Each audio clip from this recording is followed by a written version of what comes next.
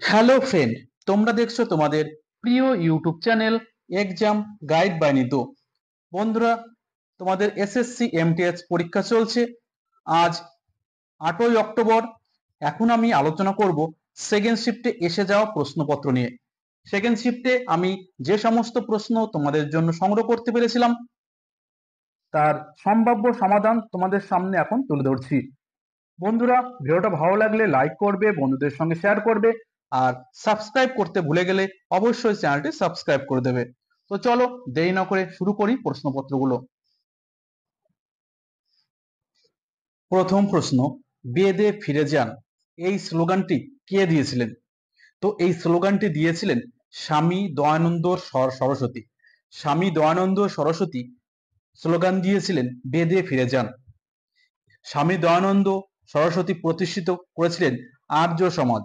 মহারাষ্ট্রের আর্য সমাজ প্রতিষ্ঠা করেছিলেন স্বামী দয়ানন্দ সরস্বতী। পরবর্তী প্রশ্ন, কবাডি খেলায় ছেলেদের কোর্টের লম্বা কত মিটার? তো কবাডি খেলায় ছেলেদের কোর্টের দৈর্ঘ্য 13 মিটার এবং প্রস্থ 10 মিটার। ঠিক আছে, কবাডি খেলায় ছেলেদের কোর্টের দৈর্ঘ্য 13 মিটার এবং প্রস্থ 10 মিটার। আর মহিলাদের ক্ষেত্রে দৈর্ঘ্য 10 মিটার এবং প্রস্থ 8 মিটার। কবাডি খেলায় প্রতি দলে 7 জন করে খেলোয়াড় অংশগ্রহণ করে। ঠিক আছে, কবাডি খেলায় কতজন করে খেলোয়াড় অংশগ্রহণ করে? 7 জন করে। আর কবাডি খেলায় খেলার সময় 20-20 মোট 40 মিনিট। ঠিক আছে, 20-20, প্রথম হাফে 20, দ্বিতীয় হাফে 20 এবং মাঝখানে কিন্তু 5 মিনিটের মতন বিশ্রাম। তো দু হাফে 20-20 মিনিট, মোট 40 মিনিট ধরে কিন্তু কবাডি খেলা হয়। বিখ্যাত সঙ্গীত শিল্পী অন্নপূর্ণা দেবী কোন বাদ্যযন্ত্রের সঙ্গে যুক্ত? বিখ্যাত সঙ্গীত শিল্পী অন্নপূর্ণা দেবী কোন বাদ্যযন্ত্রের সঙ্গে যুক্ত? তো তিনি বাজাতেন সুরবাহার। সুরবাহার বাদ্যযন্ত্রের সঙ্গে যুক্ত এই অন্নপূর্ণা দেবী। অন্নপূর্ণা দেবী 1977 সালে পদ্মভূষণ পুরস্কার পেয়েছিলেন। এই পদ্মভূষণ হলো ভারতের তৃতীয় সর্বোচ্চ বেসামরিক পুরস্কার। ঠিক আছে, আর ভারতের সর্বোচ্চ বেসামরিক পুরস্কার কোনটি? ভারত রত্ন।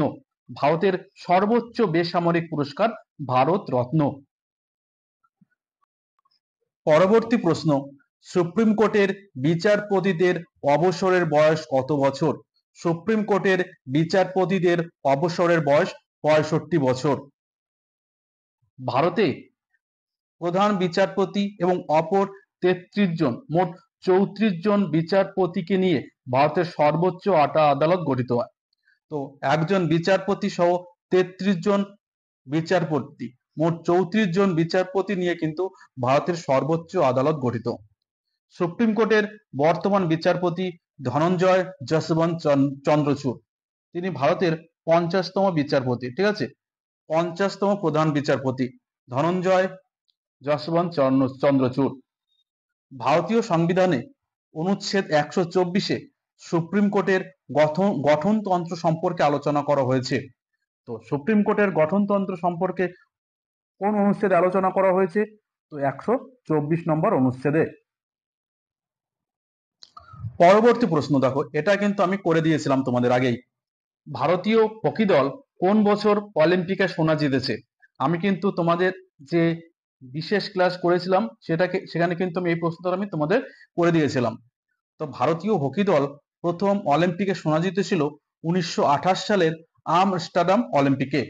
1928 সালে আমস্টারডাম অলিম্পিকে নেদারল্যান্ডকে হারিয়ে প্রথমবার ভারত স্বর্ণ পদক পেয়েছিলেন।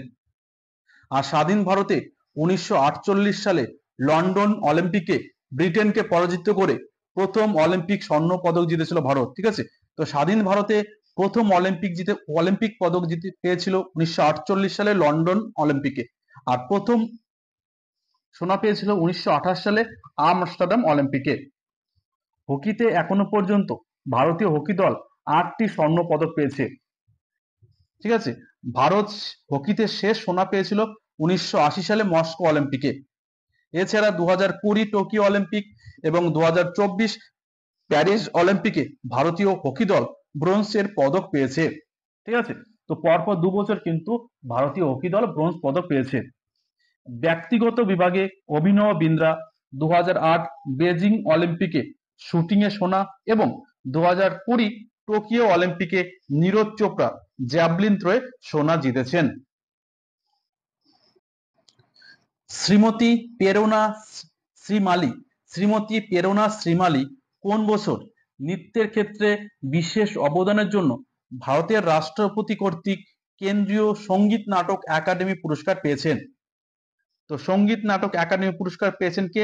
প্রেরণা শ্রীমালী। কোন বছর? 2009 সালে। 2009 সালে তিনি কত্থক নৃত্যের বিশেষ অবদানের জন্য রাষ্ট্রপতি কর্তৃক সঙ্গীত নাটক একাডেমি পুরস্কার পেয়েছেন।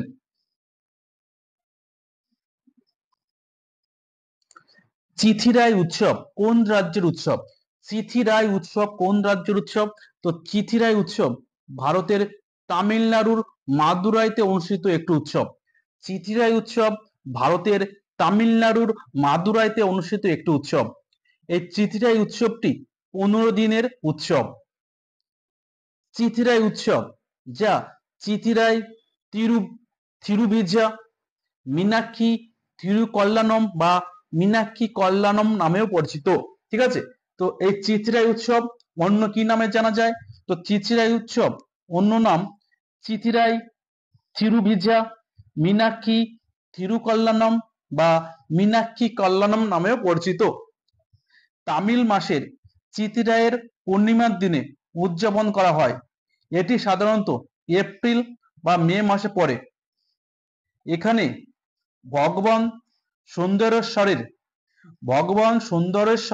যেটি ভগবান শিবের একটি রূপ, তো ভগবান সুন্দরেশ্বরের সঙ্গে দেবী মীনাক্ষীর বিবাহ উদযাপন করা হয়। ঠিক আছে, তো ভগবান সুন্দরের সঙ্গে দেবী মীনাক্ষীর বিবাহ উদযাপন অনুষ্ঠান এটি। ঠিক আছে, পরবর্তী প্রশ্ন, জাতীয় খাদ্য সুরক্ষা আইন কোন বছর চালু হয়েছিল? তো জাতীয় খাদ্য সুরক্ষা আইন 2013 সালে চালু হয়েছিল। আইনটি খাদ্যের অধিকার নামেও পরিচিত। পরবর্তী প্রশ্ন, জিন্দেগি নামা বইটির লেখক কে? তো জিন্দেগি নামা বইটির লেখক কৃষ্ণা সবতী। কৃষ্ণা সবতী লেখা বই জিন্দেগি নামা। ঠিক আছে, তো জিন্দেগি নামা এই বইটি কে লিখেছেন? কৃষ্ণা সবতী।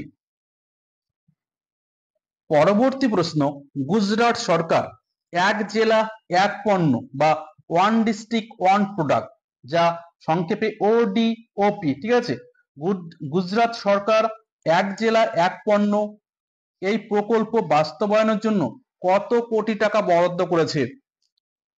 তো ওয়ান ডিস্ট্রিক্ট ওয়ান প্রোডাক্ট এই প্রকল্পের জন্য গুজরাট সরকার 58 কোটি টাকা বরাদ্দ করেছে। ঠিক আছে, 58 কোটি টাকা বরাদ্দ করেছে। প্রকল্পটি গুজরাট রাজ্য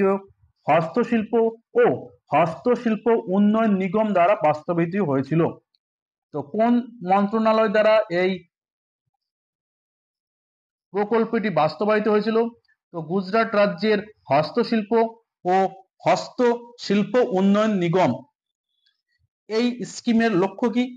এই এক জেলা এক পণ্য এই স্কিমের লক্ষ্য কি? তো এই স্কিমের লক্ষ্য স্থানীয় উদ্যোক্তা এবং অর্থনৈতিক উন্নয়নের প্রচার, সারা দেশে ভারসাম্যপূর্ণ আঞ্চলিক উন্নয়ন ঘটানো, সমস্ত অঞ্চল জুড়ে সামগ্রিক আর্থ সামাজিক বৃদ্ধি সক্ষম করা এবং জেলাগুলিকে উৎপাদন ও রপ্তানি কেন্দ্র রূপান্তরিত করা। হিউম্যান ডেভেলপমেন্ট ইন্ডেক্স 2021-22 ভারতের কোন প্রতিবেশী দেশ গর্ভাবস্থায় মহিলাদের জীবন প্রত্যাশা সবচেয়ে বেশি? তো সঠিক উত্তর হবে Sri Lanka. Human development index 2021-22 report অনুযায়ী শ্রীলঙ্কা 73তম স্থানে রয়েছে, যা ভারতীয় উপমহাদেশে সেরা পারফর্মার। ঠিক আছে, আর ভারত রয়েছে কত? 2022 হিউম্যান ডেভেলপমেন্ট ইন্ডেক্স অনুযায়ী 134 নম্বরে। ভারত রয়েছে কত? 134 নম্বরে রয়েছে। পরবর্তী প্রশ্ন, গ্যাব্রো কোন ধরনের শিলার উদাহরণ?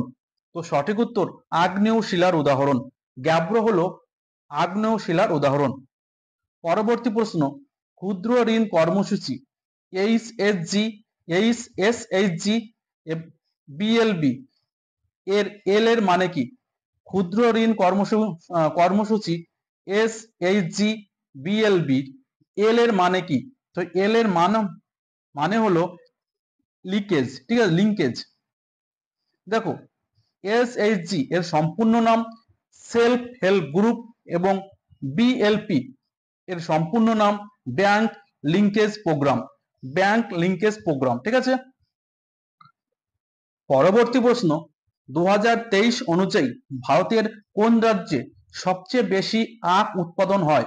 2023 অনুযায়ী ভারতের উত্তরপ্রদেশে সব থেকে বেশি আখ উৎপাদন হয়। 2022-23 মরশুমে উত্তরপ্রদেশে 107.29 লক্ষ টন চিনি উৎপাদন করেছিল। তো উত্তরপ্রদেশ 2022-23 মরশুমে 107.29 লক্ষ টন চিনি উৎপাদন করেছিল। উত্তরপ্রদেশ ভারতের আখের সবচেয়ে বেশি এলাকায় রয়েছে, আখ চাষে সবচেয়ে বেশি এলাকা রয়েছে। সারা ভারতের প্রায় 50% আখ চাষ এই উত্তরপ্রদেশে হয়, ঠিক আছে। সারা ভারতে যা আখ চাষ হয় তার 50% কিন্তু উত্তরপ্রদেশে চাষ হয়। উত্তরপ্রদেশ ভারতের চিনির বাটি নামে পরিচিত। তো ভারতের চিনির বাটি নামে পরিচিত কোন রাজ্য? তো উত্তরপ্রদেশ রাজ্য। পরবর্তী প্রশ্ন, নটরাজ মূর্তি কোন দেবতার সঙ্গে যুক্ত? তো নটরাজ হিন্দু দেবতা শিবের একটি রূপ, তাকে নৃত্যের প্রভু হিসাবে এখানে উপস্থাপন করে। তো নটরাজ হিন্দু দেবতা শিবের একটি রূপ, ঠিক আছে। নটরাজ শব্দটি একটি সাংস্কৃতিক শব্দ যা অনুবাদ করে নৃত্যের প্রভু। তো এই নটরাজ শব্দটি এসেছে সংস্কৃত শব্দ থেকে, যার অর্থ নৃত্যের প্রভু। ত্রিপাক্ষিক যুদ্ধ কাদের মধ্যে হয়েছিল? তো ত্রিপাক্ষিক যুদ্ধ হয়েছিল গুর্জর, প্রতিহার, রাষ্ট্রকূট এবং পাল বংশের শাসকদের মধ্যে। গুর্জর, প্রতিহার, রাষ্ট্রকূট এবং পাল রাজাদের শাসকেরা কৌনসকে নিয়ন্ত্রণের জন্য লড়াই করেছিল। ঐতিহাসিকরা একে ত্রিপাক্ষিক সংগ্রাম হিসেবে বর্ণনা করেন। তো কাদের মধ্যে হয়েছিল? গুর্জর, প্রতিহার, রাষ্ট্রকূট এবং পাল রাজাদের মধ্যে। কোন জায়গাটিকে কেন্দ্র করে? এই কৌনসকে কেন্দ্র করে, ঠিক আছে। পরবর্তী প্রশ্ন, হিন্দু বিধবাদের পুনর্বিবাহ আইন কোন বছর পাশ হয়? হিন্দু বিধবাদের পুনর্বিবাহ আইন পাশ হয় 1856 সালে। হিন্দু বিধবাদের পুনর্বিবাহ আইন পাশ হয় 1856 সালে। পরবর্তী প্রশ্ন, ভারতীয় সংবিধানে অনুচ্ছেদ 21 কোন বিষয়ে আলোচনা করা হয়েছে? তো ভারতীয় সংবিধানে অনুচ্ছেদ 21 জীবন ও ব্যক্তিগত স্বাধীনতা সংরক্ষণ নিয়ে আলোচনা করা হয়েছে। জীবন এবং ব্যক্তিগত স্বাধীনতা সংরক্ষণ নিয়ে আলোচনা করা হয়েছে অনুচ্ছেদ 21। আর 21-এর এতে বলা রয়েছে প্রাথমিক শিক্ষাকে মৌলিক অধিকারের স্বীকৃতি প্রদান। প্রাথমিক শিক্ষাকে মৌলিক অধিকারের স্বীকৃতি প্রদান, এটা বলা রয়েছে অনুচ্ছেদ 21-এর এতে, ঠিক আছে। সিন্ধু সভ্যতায় বৃহৎ স্নানাগারটি নিম্নলিখিত কোন স্থানে পাওয়া যায়? তো সঠিক উত্তর হবে মহেঞ্জোদারো। মহেঞ্জোদারোর এই সিন্ধু সভ্যতার বৃহৎ স্নানাগারটি পাওয়া যায়। প্রাচীন ঋগ্বেদ কোন ভাষায় লেখা? তো ঋগ্বেদ হলো বৈদিক সংস্কৃত ভাষায় লিখিত প্রাচীনতম গ্রন্থ। ঋগ্বেদ হলো বৈদিক সংস্কৃত ভাষায় লিখিত প্রাচীনতম গ্রন্থ। তো বন্ধুরা, ভিডিওটা এই পর্যন্তই। ভিডিওটা ভালো লাগলে লাইক করবে, বন্ধুদের সঙ্গে শেয়ার করবে। আবার দেখা হবে পরবর্তীতে। ততক্ষণে ভালো থাকবে, সুস্থ থাকবে। ধন্যবাদ।